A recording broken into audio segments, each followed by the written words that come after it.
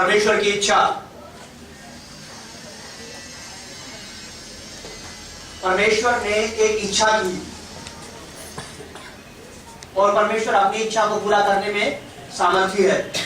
आपको कैसे पता कि वो अपनी इच्छा पूरा करने में सामर्थ्य है? वो किसी भी कीमत पे अपनी इच्छा पूरी कर सकता है। कैसे पता आपको?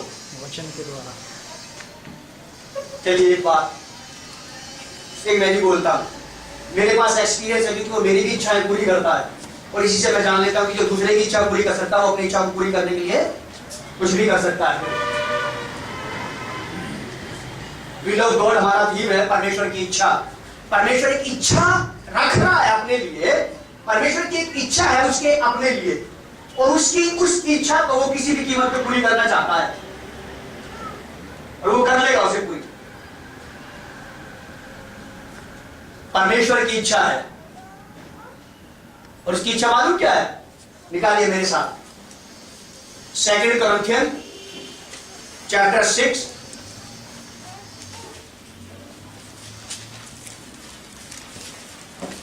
verse 14 to 18। 2 Corinthians 6 अध्याय 14 पद से 18 पद तक। ये विल ऑफ गॉड है, परमेश्वर की इच्छा है।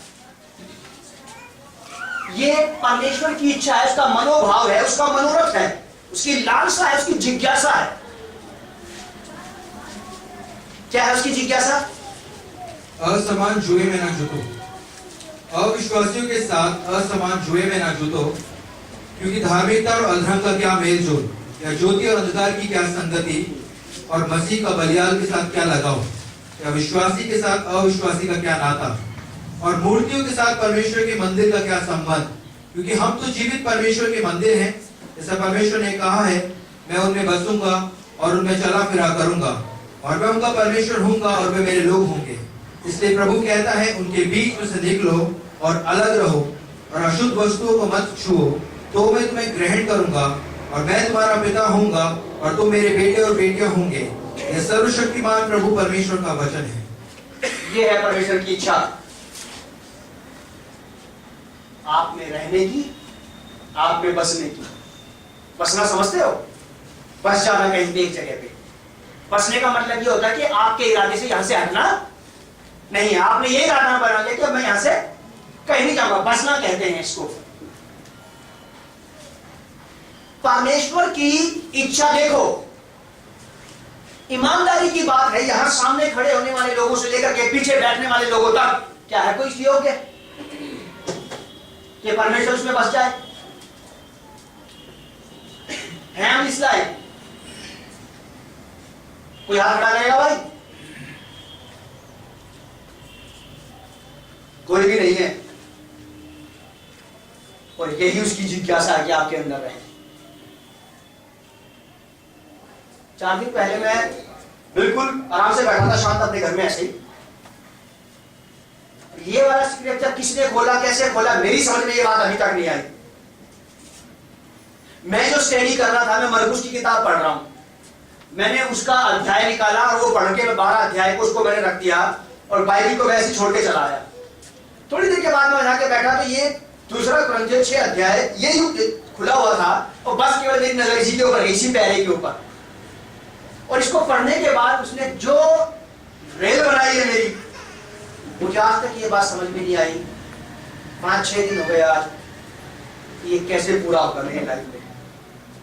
मैं आपको इसे बता भी पाऊंगा या नहीं बता पाऊंगा, मैं इसे ढंग से एक्सप्लेन कर पाऊंगा या नहीं पाऊंगा।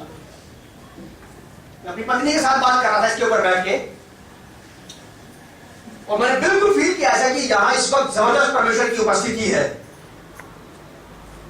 हम दो लोगों के बीच में बस। लेकिन उसके बावजूद भी मैं इस बात को जानता था कि प्रभु मैं कभी नहीं पहुंच पाऊंगा यहां। उसकी उस घनिष्ठता की उपस्थिति के बावजूद भी मुझे मालूम था कि ये बन पाना तेरे बस की बात, क्योंकि वो लोग कभी नहीं बन पाएंगे ऐसे जो अपनी लालसाओं और अभिलाषाओं के सहारे से चलते हैं, जिनमें आज भी उनका मैं जिंदा है, जिनमें आज भी उनका अपना व्यक्तिगत सारे फैसले लेता है विदाउट प्रेयर। ये बहुत बड़ी बात है, एक ऐसी बात है परमेश्वर को अपने अंदर भर लेना और उसे अपने अंदर लिए लिए फिरना।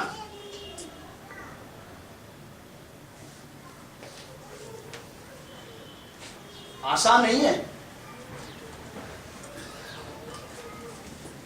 विल ऑफ गॉड, परमेश्वर की इच्छा देखिए आपके लिए क्या है। आपके अंदर, आपके लिए, आपके अंदर, आपके बच्चों के लिए बहुत सारी योजनाएं हैं, अच्छी अच्छी भली भली योजनाएं हैं। भले ही आपके पास पैसा ज्यादा नहीं है, हो सकता है कि आपके पास अपना घर भी नहीं किराए पे रहते, लेकिन फिर भी आपका हृदय यदि खोला जाए तो आपके बच्चों के लिए आपके पास बहुत बड़े बड़े प्लान है, नहीं है?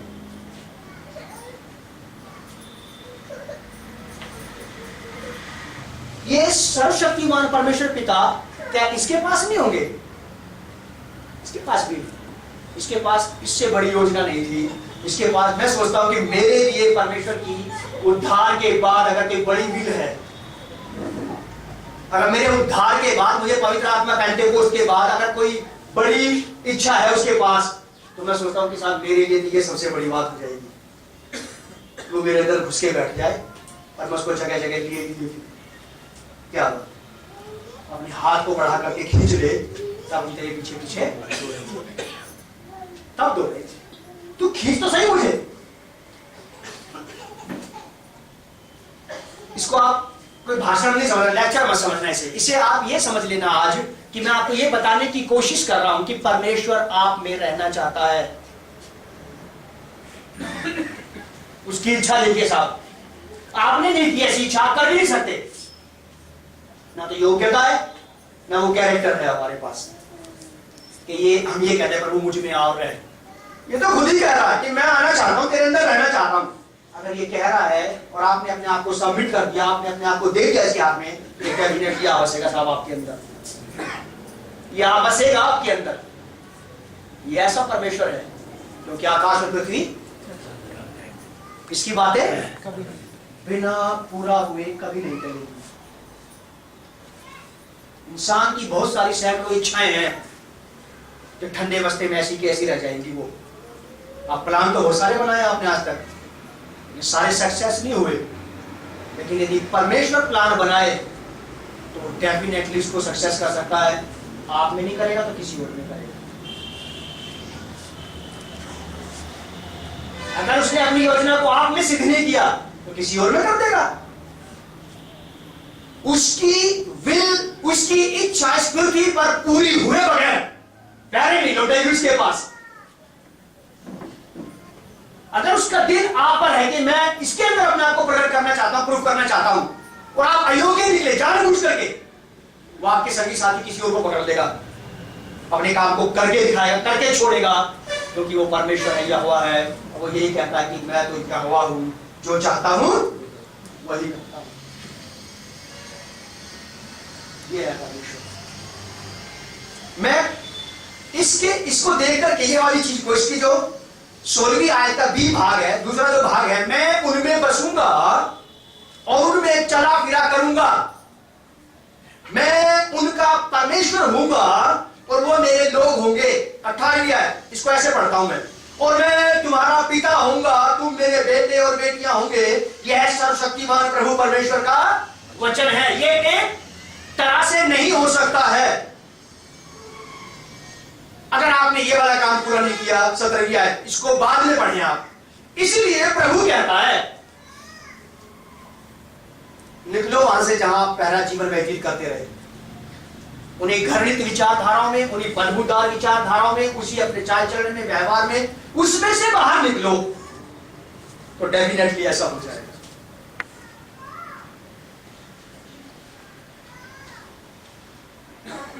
मालूम परमेश्वर के आने से कितने फायदे हो जाएंगे आपके। मान लो अगर आपके मन में कोई ऐसा स्त्री, कोई ऐसा पुरुष है जिसको आपने आज तक माफ नहीं किया और आपके लिए मुश्किल है, अगर ये वाला स्क्रिप्चर परमेश्वर ने अपना पूरा कर लिया आपकी लाइफ में, आपके अंदर आप घुसा हो, तो फिर वो सबको प्रेम की दृष्टि से देखते रहेगा, क्योंकि अब आप तो अपने नहीं रह गए ना, अब तो आपके अंदर परमेश्वर आ बैठा। अब वो देख रहा लोगों को, उसका देखना तो फर्क है। अब वो छू रहा है लोगों को, उसका छूना तो फर्क है। अब वो लोगों के साथ बात कर रहा है, उसका बात करना तो फर्क है। आप और मैं जब लोगों से बात करते हैं तो तो हम अपने दायरे में रह के बात करते हैं, इससे ज्यादा बात नहीं करनी, क्योंकि हमने बाइबल भी ज्यादा पढ़ ली ना। अगर परमेश्वर वास्तव में आपके मेरे अंदर आ गया तो सारी सीमाएं लांघ जाएगा, आपकी शारीरिक और सांसारिक सीमाएं सब लांघ जाएगा। वो शत्रुओं से भी प्रेम करने लगेगा। जब कभी मेरे हाथ से भी भला काम होता है तो मैं यही कहता हूँ उसको तिरछी नजर से देख के कि मैं मान गया, आपको मुझसे लाभ उठाना सबके बस की बात नहीं, लेकिन आपने ये काम करा दिया, क्योंकि मैं जानता हूँ अपने आप को। अगर मैं किसी के प्रति प्रेम से भर जाता हूँ तो मैं उसको यही कहता हूँ, प्रभु ये आप ही का काम है, मेरा नहीं, मैं हुई नहीं ऐसा, बाइबल में भी लिखा है ऐसा। ये तो परमेश्वर का प्रेम है जो हमें प्रेम करने के लिए उभारता है। आप संत भक्त ना समझा दो अपने आप को, काशी की जाके संतों की मंडली भक्तों की सभा। संत और भक्त वो लोग होते हैं साहब जो बिल्कुल त्याग देते हैं अपने आप को। परिणितों को कहा गया था संत, उनको कभी संत नहीं कह सकते हम, जो अपने मन में किसी के लिए किसी प्रकार की कोई अशुद्धता रखते हुए आराधना प्रार्थना करते हो, बाइबल पढ़ते हो, प्रार्थना करते हो, प्रचार करते हो, ये संत नहीं कहला सकते। संत एक बहुत बड़ा शब्द है साहब, तो सीख लिया हम लोगों ने, पता नहीं किससे सुन गया है संतों की मंडली।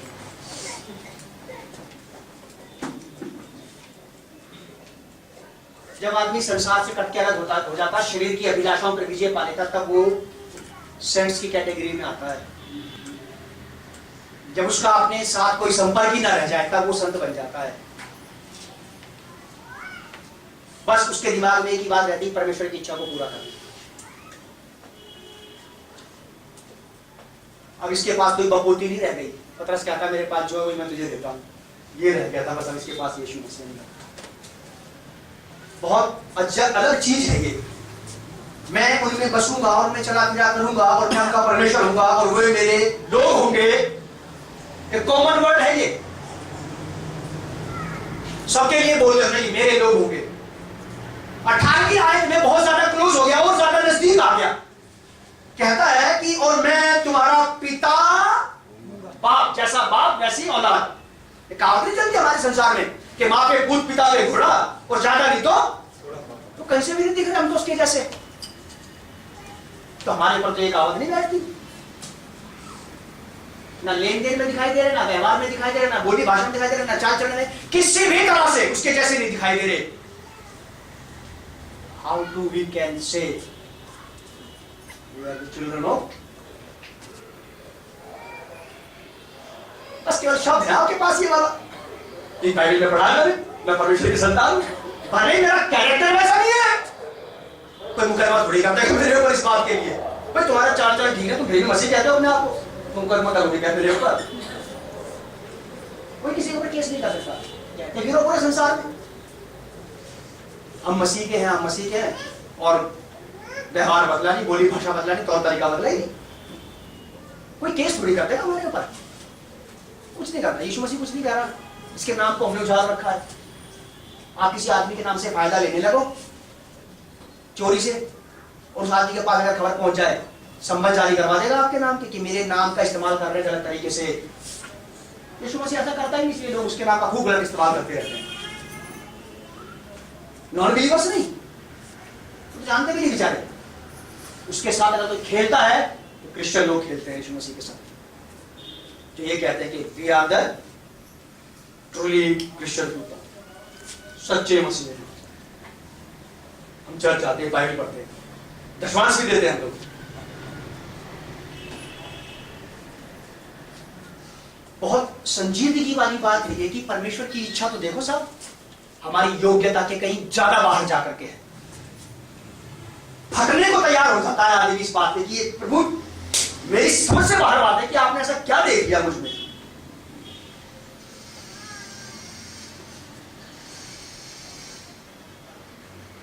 क्या देख लिया कि वो रहना चाहता है। इससे बड़ा आदर नहीं मिल सकता आपको, ना चर्च में ना चर्च के बाहर। परमेश्वर की इच्छा तो देखो।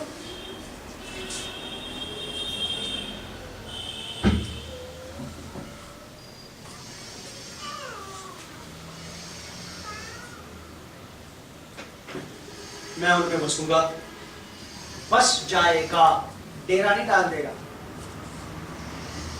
आवाज आई भी नहीं रखी, ठीक है मैं कभी कभी आता जाता रहूंगा तुम्हारे पास।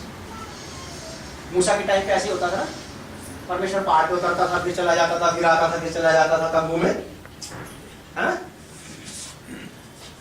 यीशु मसीह के समय तक भी ये बात रही कि उसने हमारे बीच में डेरा किया थोड़े समय के लिए, पूरा टाइम नहीं, थोड़े क्षण के लिए, थोड़े समय के लिए यीशु मसीह यहाँ पे रहे 33.5 साल। उसके बाद वो भी चले गए। उसके बाद जब पवित्र आत्मा का युग आता तब वो कहता कि अब मैं उनमें बसूंगा, यहाँ भी रहेगा वो आपके अंदर, और जब हम ये दुनिया छोड़ के स्वर्ग चले जाएंगे वहां भी रहेगा वो हमारे अंदर, क्योंकि हम ना तो यहाँ उसके बगैर रह सकते और ना वहां। ये विल ऑफ गॉड है साहब, कितनी बड़ी योजना है परमेश्वर की आपके लिए। इसमें बहुत सारी बातें मैं आपको बता सकता हूँ कि आपको कैसा होना चाहिए, कैसा होना चाहिए। मैं इस बात पे जाना नहीं चाहता हूँ कि पात्र को शुद्ध होना चाहिए, कैसा होना चाहिए, ये मैं छेड़ना नहीं चाहता इस बात को। बस मैं केवल आपको ये बताना चाहता हूँ कि देखो क्या लालसा लगाई उसने आपसे, क्या डर रखी उसने आपसे।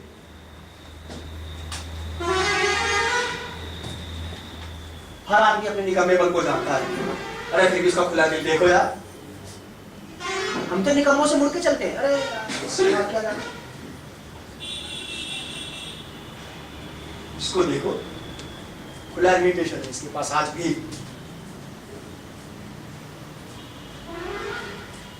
अयोग्य लोगों को, हम अयोग्य लोगों को खुला निमंत्रण इसका। आप इस बात को सोचना अपने घर में बैठ के, परमेश्वर से कहना कि वो आपको ऐसा बना, ऐसा हो जाए आपके साथ, मजा आ जाएगा साथ जिंदगी का, कि जिसे लोग मारे मारे फिर रहे हैं, ढूंढते फिर रहे हैं, जंगलों में, पहाड़ों में, कंदराओं में, नदी नालों में, तालाबों में, इधर से उधर यात्राओं में। आप ये कह दो कि मैं खोल के दिखा दूं क्या आपको, बस केवल आपको अपने आप को खोलना है वहां पे। मैंने कुछ ऐसे लोगों के, ऐसे विद्वान, ऐसे संतों के बारे में पढ़ा है। कुछ लोग उनके पास गए या कोई कभी गया, उसने बोला कि मैं परमेश्वर को देखना चाहता हूं। ठीक है, आपने गलत इच्छा तो की नहीं, क्योंकि वो तो खुद कह रहा है कि पराके देखो मैं कैसा भला हूं, यदि तुम मेरे पास आओगे तो मैं भी तुम्हारे पास आऊंगा। उसने बोला कि मैं यीशु मसीह को देखना चाहता हूं। उस व्यक्ति ने बोला, संत था वो, लिए घिर रहा था यीशु मसीह को अपने अंदर। उसने बोला ठीक है बोलो, बैठ जा, कर ले आप। उसने कुछ नहीं किया, उसने अपना हाथ उसके सिर पे धर के बोला यीशु मसीह से बात कर लो आप। और वो आदमी तो रोने लगा फूट फूट के, क्या हो गया, यीशु मसीह को देख लिया मैंने, कोई प्रार्थना नहीं, देख खुदा बाप तू तो ऐसा है। उसको कुछ याद दिलाने की जरूरत नहीं पड़ी। चलो पहले थोड़ी आराधना कर ले ताकि यीशु मसीह प्रेजेंट हो जाए। घर से लेके आते तो उसको ढूंढने की जरूरत नहीं पड़ती था। आराधना बहुत अच्छी चीज है साहब, ये लोग बड़ी तैयारी करते हैं यहाँ पे। तो परमेश्वर की आत्मा को यहाँ पे आजादी मिले आपको छूने की, आपको आजादी मिले उसको छूने की। वन साइड बात मत करना कभी, प्रभु मुझे छू, उसे प्रभु मुझे भी तो मौका दो कि मैं भी छूंगा आपको। मैं उससे कहता हूँ कि मुझे मालूम है कि आप मुझसे प्रेम रखते हो, और आपको ये भी मालूम है कि मैं भी आपसे प्रेम रखता हूँ।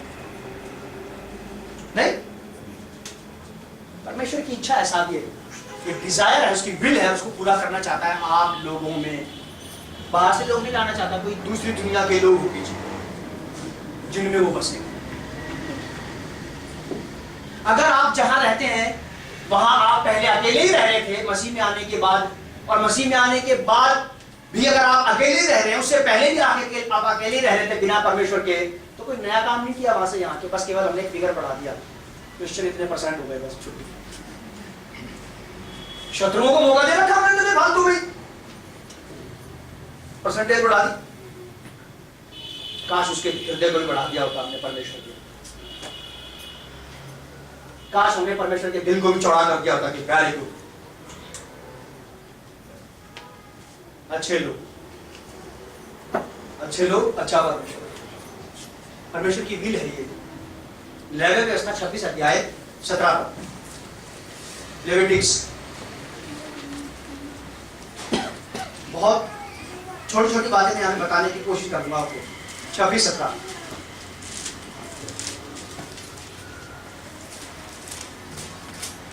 और मैं भी तुम्हारे विरुद्ध हो जाऊंगा और तुम अपने शत्रुओं से हार जाओगे और तुम्हारे बैरी तुम्हारे ऊपर अधिकार करेंगे। नहीं, सॉरी, 12 26-12, और मैं तुम्हारे मध्य चला फिरा करूंगा और तुम्हारा परमेश्वर बना रहूंगा। तुम्हारा परमेश्वर बना रहूंगा। बना रहूंगा।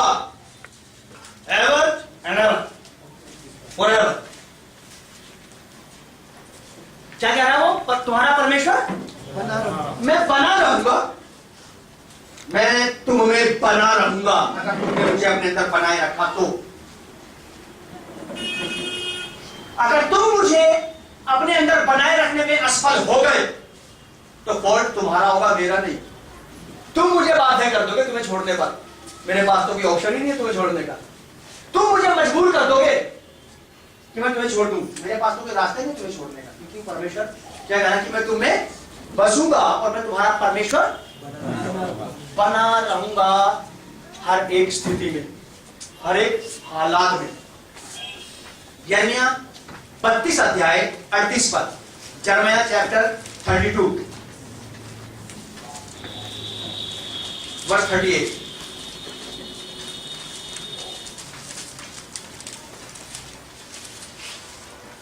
वे मेरी प्रजा ठहरेंगे और मैं उनका परमेश्वर ठहरूंगा। वे मेरी प्रजा ठहरेंगे ठहरेंगे और मैं उनका परमेश्वर ठहरूंगा। मैं उनका परमेश्वर ठहरूंगा। वे मेरी प्रजा ठहरी। फिर देखो परमेश्वर की उसकी इच्छा ना केवल यहाँ नए नियम में आकर के हमें पता पड़ी, पुराने नियम से भी यही चली आ रही है, सदियों से यही चली आ रही है उसकी। और एक काम किताब में उसने और ज्यादा खुलासे से कह दिया, परमेश्वर हाथ के बनाए हुए मंदिरों में निवास, मनुष्यों के बनाए हुए सभा स्थलों में परमेश्वर निवास नहीं करता। क्या तुम नहीं जानते? तुम में रहता है। लुट जाएंगे साहब। मैं सोचता हूं कि मेरा सबसे अच्छा, आपका सबसे बड़ा नुकसान कहां होगा? पृथ्वी पे होगा कि स्वर्ग में होगा? मेरा तो स्वर्ग में होगा सबसे बड़ा नुकसान अगर हुआ तो। आपका कहां होगा? कहां होगा आपका? वही होगा जहां आपका होगा। चलिए, मालूम क्यों होगा? क्योंकि स्वर्ग में इन चीजों की कोई जरूरत नहीं है। अगर जरूरत है तो केवल इस पृथ्वी पर। अगर हम यहां पे उसको लिए नहीं फिरे और जब हम वहां जाएंगे उसकी महिमा को देखेंगे, उसकी उपस्थिति को देखेंगे तो अपने आप को सबसे ज्यादा अभागा, निकम्मा और ठगा महसूस करेंगे कि यार लुट गए, लुट गए। क्योंकि जो कुछ स्वर्ग में रखा है, मान, असबाब, शक्ति, शांति, तसल्ली, सामर्थ्य, सब कुछ जो वहां रखा है वो वहां के काम का नहीं है, यहां के काम का है। अगर उसका वहां के सामान का, वहां के माल असबाब का सदुपयोग यहां नहीं किया गया तो आपको वहां जाकर के वहां तो कुछ नहीं कर पाओगे आप, वहां प्रार्थना थोड़ी करोगे आप, वहां कोई बीमार भी नहीं मिलेगा आपको।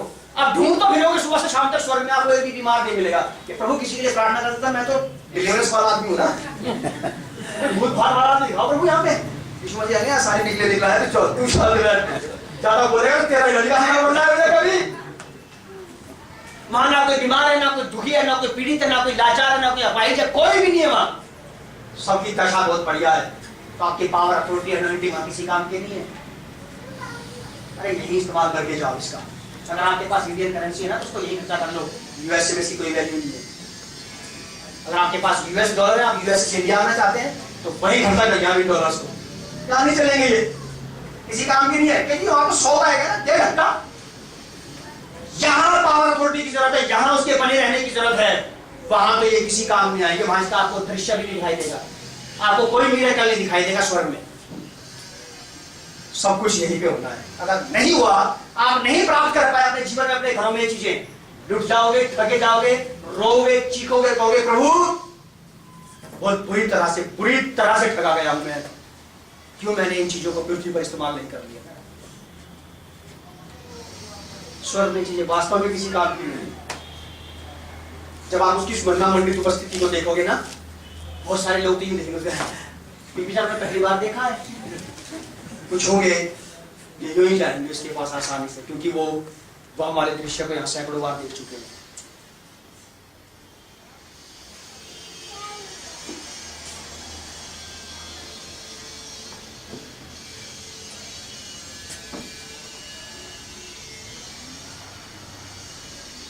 उनके लिए बस केवल एक ही चीज, एक ही चीज नहीं रहेगी, बस केवल एक ही चीज नहीं रहेगी कि जब मैं पृथ्वी पर था तो मैं स्वर्ग जा करके वापस आ जाता था, और मैं स्वर्ग में हूँ तो मुझे पृथ्वी पे वापस जाने की जरूरत, और सदाकाल के लिए ही रहूंगा तेरे साथ।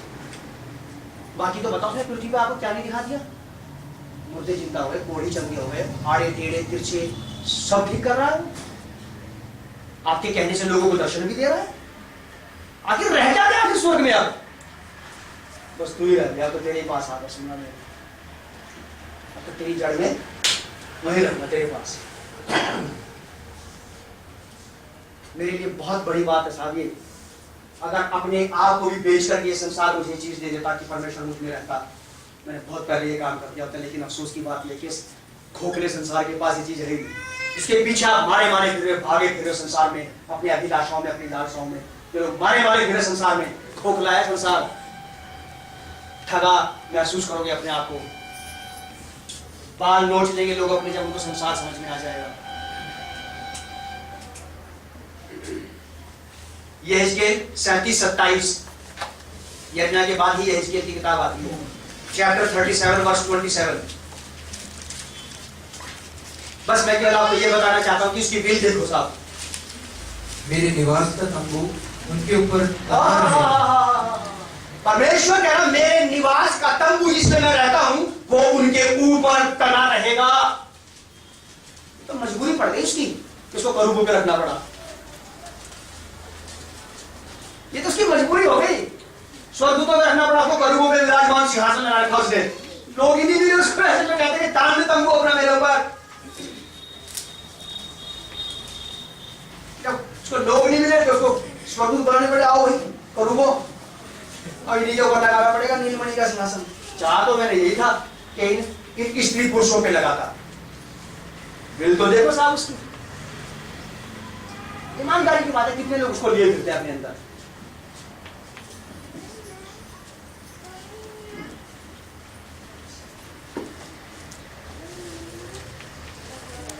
मैं भी चाहता हूँ, आपकी इच्छा है कि आप उसको लिए फिरें, मैं भी चाहता हूँ कि मैं उसको लिए फिरूं। उसको लिए फिरने का कोई फॉर्मूला नहीं है, कोई तरीका नहीं, बस केवल उसकी इच्छा को पूरा होने देने के लिए अपने आप को सबमिट कर देना है।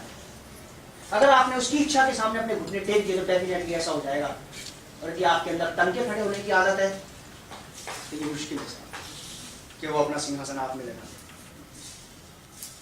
आपका परमेश्वर बना रहना चाहता है, आप में बसना चाहता है, अपने सिंहासन को, अपने तंबू को आपके ऊपर तान देना चाहता है। ये फिरो मुझे, ये है इसका। जब वो अपना तंबू आपके ऊपर तान लेगा तो आप उसके तंबू को लिए फिर रहे हैं। अब 4 लोगों की जरूरत नहीं जो संदूक को 4 कंधे से उठाएंगे। अब 50 आराधकों की जरूरत नहीं पड़ती। अब उसको मैं कहीं भी अकेला लिए फिरता हूं। अब उसके उठने से पहले, बैठाने से पहले नरसिंह की जरूरत नहीं पड़ती, क्योंकि इसने अपना तंबू अपनी इच्छा के अनुसार मेरे ऊपर काम किया है, और मैं जिधर मूव करता हूं मेरे साथ ही मूव कर जाता है। अब मुझे 20 लोगों की जरूरत नहीं पड़ती, मुझे 50 धर्मियों की जरूरत नहीं पड़ती कि मेरे आगे आगे तुम भी घूमते चलो। पुराने नियम में ऐसा होता था ना, मैं अपना तंबू उसके ऊपर तान दूंगा। एक स्त्री, एक साधारण पुरुष उसको लिए करना चाहिए। ये उसकी इच्छा है साहब। कहाँ है आप और मैं, कहाँ जी रहे हैं? अगर हम नौकरियों में ही जी रहे हैं कि नौकरी मिल जाए, अच्छा जीवन साथी मिल जाए, अच्छी चीजें मिल जाए, अच्छा ये मिल जाए, लेकिन याद रखना साहब, जीवन साथी आपको मिल तो जाएगा बहुत बढ़िया वाला, लेकिन मरेगा जरूर ये भी एक दिन आपके हाथ से निकल जाएगा। कि हाँ छूटेगा नहीं क्या? रिश्ते छूट जाएंगे जिनके पीछे मारे मारे फिर रहे हो। ख्वाहिशें, इच्छाएं, जिज्ञासाएं, लालसाएं ये आपके हाथ से रेत की तरह फिसल जाएंगी। अगर कुछ नहीं फिसला तो बस वो केवल परमेश्वर है। मैं सदा तुम्हारा बना रखूंगा। ये बनी नहीं रहेंगी चीजें, ये छूटने वाली चीजें हैं, संसार की चीजें। तो फिर क्यों चिपका फिरना फिर इसके साथ? जब तक आप यहां हैं, आपको सब चीजों की जरूरत है, परमेश्वर उपाय करेगा। उसको कहते रहे कि पहला स्थान आपका है, ये तो सेकेंडरी चीजें हैं। पता पड़ा कि यीशु मसीह ने जो चीजें सिंहासन पे, अब यीशु मसीह में सिंहासन पे दिखाई नहीं देता, अब तो हमें हमारी डिजायर सिंहासन पे दिखाई देती है। जैसे ही प्रार्थना करने का कभी मौका मिल जाए, मौका मिलते कुछ आप देख, तू जानता है मेरी बेटी को नौकरी की जरूरत है। यीशु मसीह कहा यार ये तो लोग कैसे नटक गई, प्रार्थना करते सबसे पहले अपनी बातें। कभी जाकर उसको ये नहीं कहते प्रभु मैं आ गई, आज आप क्या चाहते हो कि मैं आपके लिए करूं, बताओ। अगर आपका कोई रिश्तेदार, आपको कोई मेहमान आ जाता है, आप उससे पता क्या पूछते जो आपकी ज्यादा क्लोज है, बताओ भैया क्या खाओगे? अरे आप भागो, उससे भी पूछ लिया करो कि प्रभु बता आज क्या करूं तेरे लिए, ये तो भागे भाग जाएगा, बिल तुम्हें चुकाना पड़ेगा। हम अपने क्लोज के लोगों से पूछते हैं ऐसी बातें, बताओ भैया क्या पियोगे आप, चाय पियोगे, कॉफी पियोगे, ठंडा पियोगे, जूस पियोगे, बताओ। रिस्पेक्ट करते हैं इनका, प्रेयर करते हैं, इनसे आदर कर रहे हैं इनका, बहुत अच्छी बात है। अरे सुबह उठ के उससे भी कह दिया करो तो आज क्या करूँ आपके लिए, वो कभी नहीं कहेगा कि पूछ के मत जाओ, ये कभी नहीं कहेगा आपको कि फांसी लगा दो, कभी नहीं कहेगा, डरो मत, कभी नहीं कहेगा कि अपनी पत्नी मुझे दे दे, अपना पति मुझे दे दे, अपने बच्चे मुझे दे दे। डरते हैं लोग ये कहने में कि अपने बच्चे परमेश्वर को दे, बाबा पादरी बना देगा, क्या करेगा पादरी बना दे तुम्हारे बच्चों को, तुम्हारे बच्चे को ठीक ठाक बना करके वापस तुम्हें सौंप देगा ताकि वो बुढ़ापे में तुम्हारा आदर करे, तुम्हारी बढ़िया सेवा कर देगा ये लड़का।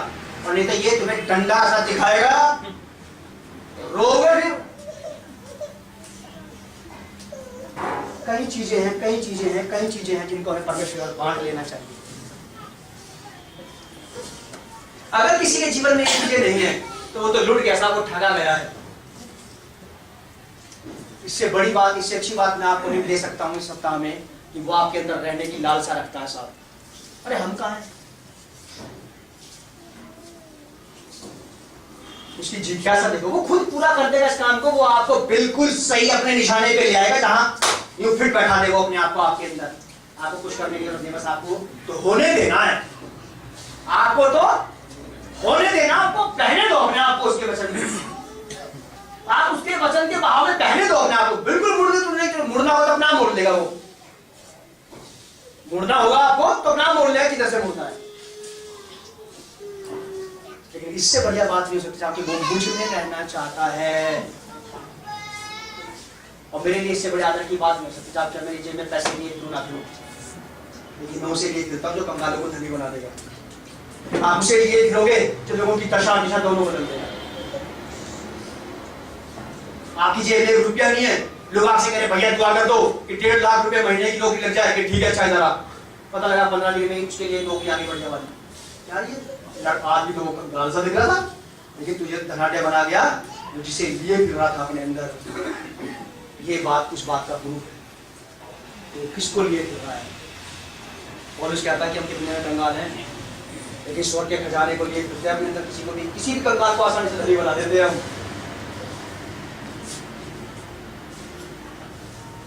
क्या है हमारे अंदर?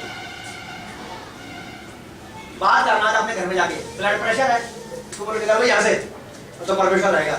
शुगर है उसको बोलो निकल जाए यहाँ से, बीमारियां है उसको बोलो तुम यहाँ से निकलो, प्रभु आप यहाँ आके रह लो। जब परमेश्वर आ जाएगा, इसमें कोई बीमारी नहीं है, ये बिल्कुल परफेक्ट हेल्दी है, ये आप भी ऐसे हेल्दी हो जाओगे।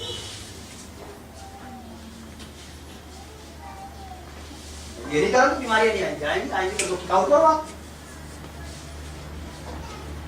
पिछले दिनों में कहीं चला गया ऐसे पादरियों की सभा में, दोपहर में मैंने वहां खाना खाया, सब लोग खाना खा रहे थे। खाना खा के मैं अपने घर वापस आकर 1:30 बजे आकर के 2 बजे 2:30 बजे के आसपास लेट गया। ऐसी शाम को मैं चाय वाय पी, बिल्कुल फर्स्ट क्लास। घर में कुछ गेस्ट आए तो खाना खाया मेरे साथ, थोड़ा सा खाना खाया, मैंने ज्यादा नहीं खाया।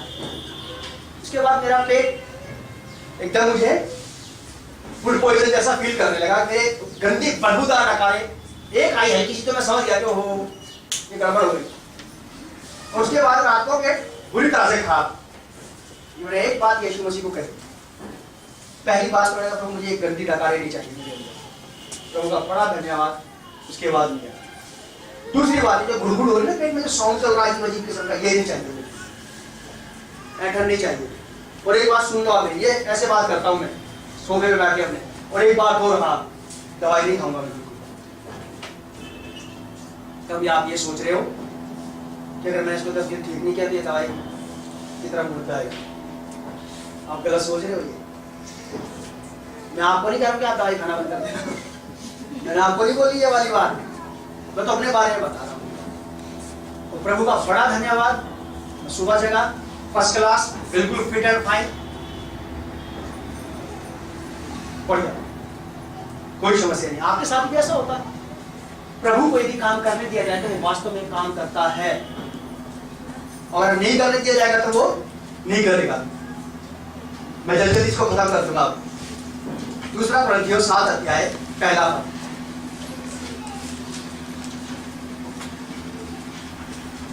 अतः हे प्रियो, जबकि ये प्रतिज्ञाएं हमें मिली हैं, देखो ध्यान से सुनो आप, 6 अध्याय का 14 पद से 18 पद तक हमने पढ़ लिया। एक बढ़िया आंसर आपके और मेरे लिए। 7 अध्याय का पहला पद। अतः हे प्रियो, जबकि ये वाली प्रतिज्ञा तुम्हें दे दी गई है कि मैं तुम में बसूंगा, मैं तुम में रहूंगा, मैं तुम में होकर के चला फिरा करूंगा, तो आओ हम अपने आप को शरीर और हम आत्मा अपने आप को, किसी दूसरे व्यक्ति को नहीं, अपने आप को शरीर और आत्मा की सब मलिनता से शुद्ध सब करें। सड़ाहट से, सब मलिनता से, सब अशुद्धता से क्या कर ले? शुद्ध करें। शुद्ध। जब इतनी बड़ी प्रतिज्ञा कर दी गई है तो आओ तो नहीं आ रहा काम करने वाला।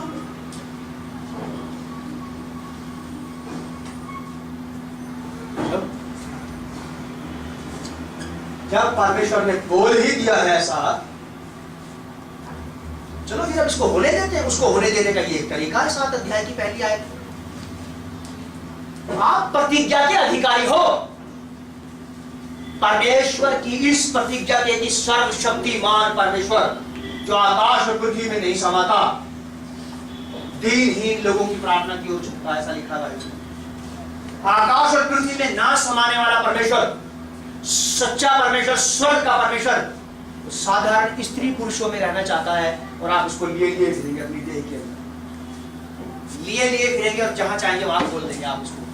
जहां चाहेंगे आप वहां उसकी उपस्थिति को, उसकी शांति को, उसकी तसल्ली को, उसकी चंगाई को, उसके छुटकारे को, उसके अद्भुत कामों को आप लोगों के लिए खोल देंगे, उनके लिए जो बेचारे समस्याओं में थे, जो अंधकार में बैठे थे। उन्होंने क्या देखी? ये ज्योति निकलेगी तो सही कहीं ना कहीं से,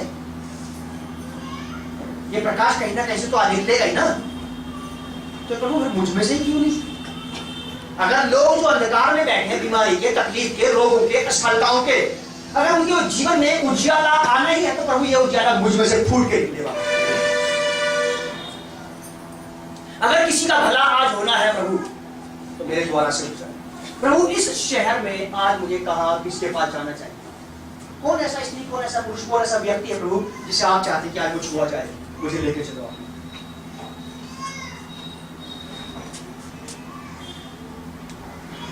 वो रहेगा यहाँ और आप उसे लिए लिए उनके साथ।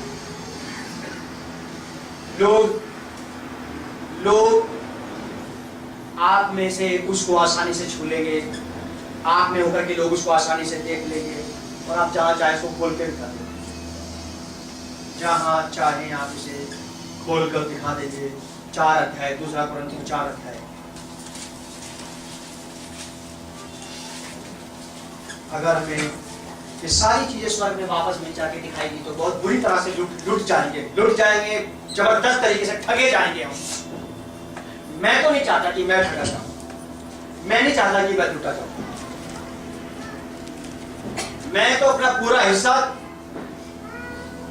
खींचने का विचार रखता हूं। 4 अध्याय 7 पद। परंतु हमारे पास में धन मिट्टी के बर्तनों में रखा है। देखिए साहब, हमारे पास वो परमेश्वरीय धन काहे में रखा है? मिट्टी के बर्तन आपके अंदर, उन स्त्री पुरुषों के अंदर जिनमें वो आवासा है। आगे चलिए। ये असीम सामर्थ हमारी ओर से नहीं वरन परमेश्वर ही की ओर से ठहरे। ये ऐसी असीम सामर्थ है, अनलिमिटेड पावर है, जो हम मिट्टी के बर्तनों में उसने रख रखी है, जो वो कह रहा है कि मैं उनमें बसूंगा, मैं उनमें होकर के चला फिरा करूंगा। इसका मतलब वो आप में होकर के अपने काम भी करेगा। फिर मुर्दों को जिंदा करना, बीमारों को चंगा करना, दुष्ट आत्माओं को निकालना, कोढ़ियों को शुद्ध करना, अंधे, लंगड़े, गंजे, काने, बहरे, गूंगे सबको ठीक कर देना, लोगों की समस्याओं का समाधान करना। लोग मारे मारे फिर लोग दुखी है, चिंतित है, पीड़ित है, परेशान है, कई प्रकार की जटिल समस्याएं हैं लोगों के जीवनों में, इनका समाधान बस एक ही व्यक्ति कर सकता है, वह प्रभु यीशु मसीह। प्रभु आप कर सकते हो कि हाँ ये कैसे करोगे? मुझे एक व्यक्ति चाहिए, प्रभु मैं यहाँ हूँ, प्रभु मैं हूँ यहाँ, आप मुझे ले लो और लोगों का भला करो। हम मिट्टी के बर्तनों में यह असीम सामर्थ है, किसकी ओर से होगी?